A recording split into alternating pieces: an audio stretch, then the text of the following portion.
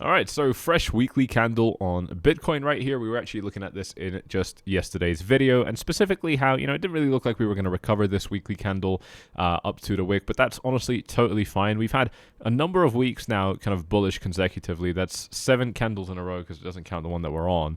And that's enough to, start kind of calling for some reversals. Obviously, the S&P 500 was already in a reversal pattern. But of course it's a bank holiday or like national holiday or whatever, so there's no trading today for the S&P 500. But it's not in a good posture for the next weekly open, and I think again it's just kind of probably reeling in from the same kind of issues as Bitcoin, which is basically again just kind of a lot of weeks of just straight upward price action. Let's see how long this was for the S&P 500 up to its highs. Again, that's 42 days. So a number of weeks there, definitely enough to start kind of calling for some sort of a correction.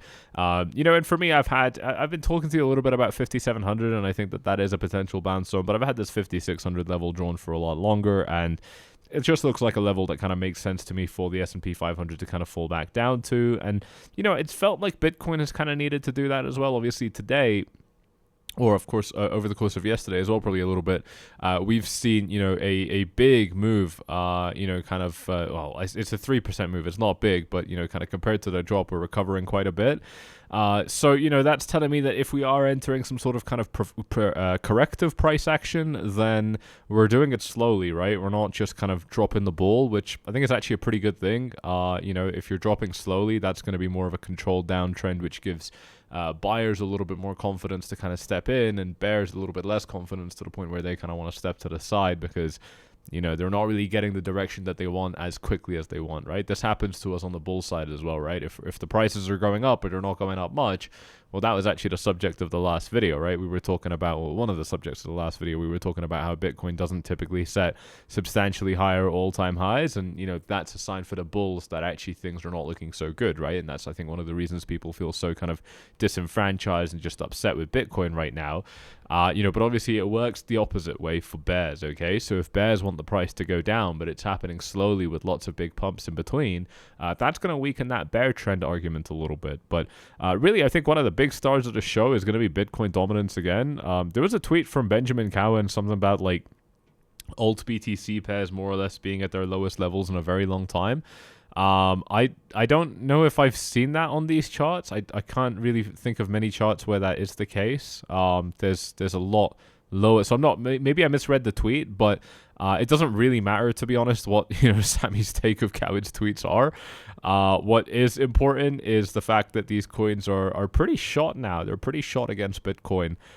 They've dropped by quite a bit across the board. Bitcoin obviously is close to its dominance highs right now for this market cycle so far, and just looking across the battlefield here, there are a lot of scars across these altcoins, which really it's actually very, very exciting for us here. We were talking a little bit about 𝗙𝗢𝗟𝗟𝗢𝗪 in one of the recent videos. It's going to be linked in the description. I'll just pull that up real quick. And it's a really interesting exchange because you guys can actually get posts from us on the 4Flies team, just straight there, right? Which is really, really cool. So exclusive chart setup updates and stuff like that. Really, really cool. They've got proof of reserves and everything like that. So we've already been posting there a little bit, and there's going to be a lot more over there. Definitely check it out if you are interested. Very, very cool partner of the channel there. But Doge BTC, as well, just kind of dropping down to these low levels. But this is where those opportunities are coming in. That's why, for example, that social feature on 𝗙𝗢𝗟𝗟𝗢𝗪 is going to be really cool. But just the opportunities that, you and I can start to take up in the market, I think could really start to open up and get to some very interesting places here. It's a waiting game, right? I mean, a lot of us, we get into this tendency of kind of expecting everything to happen, super quick, but that's just not how it works. And it's just a picture that continuously develops, and our levels of certainty will rise and fall, and then eventually it should rise to the point where we're ready to commit some capital, right? And if you're making decisions differently to that, then I don't know, maybe you're not really trading, maybe you're gambling. I don't know, maybe who would I how would I know? But let's take a look at some of these others. And I think, across the board, there's a lot. I think this whiff chart was pretty interesting. The fact that it, kind of really fell quite low against Bitcoin, but now is also back testing some, key dollar support levels. I'm sorry, resistance levels here at about like $1.10 or whatever.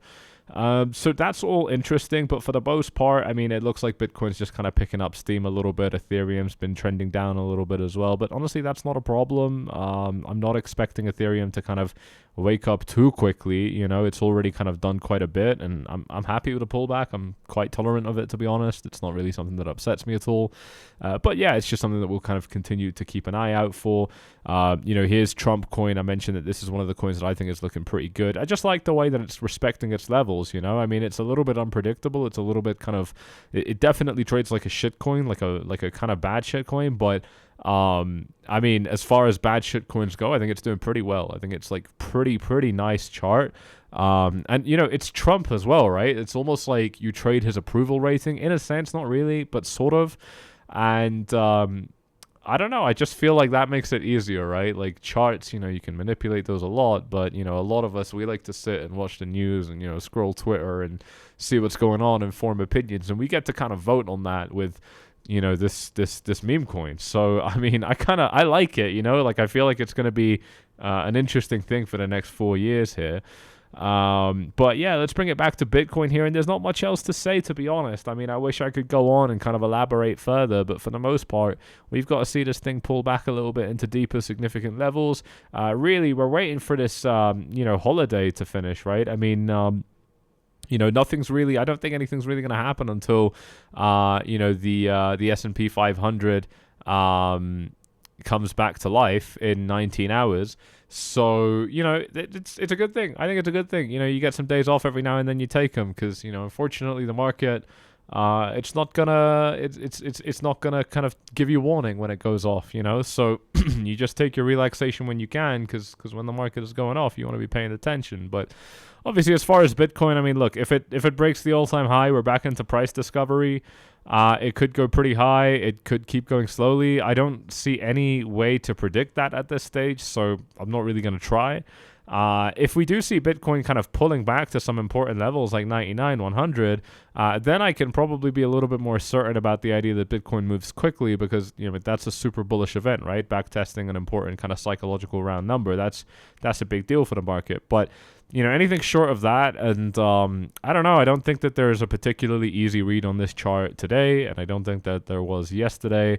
The easiest thing we can do is, I think, understand that, at least in my perspective, the trend is up, and it's pretty nicely up.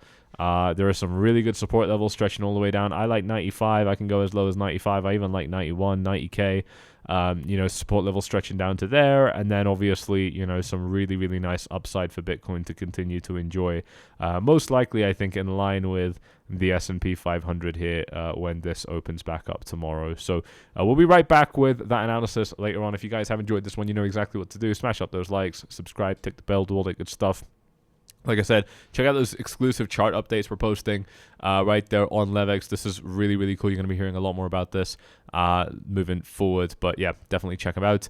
And yeah, we'll see you all in the next one. Cheers.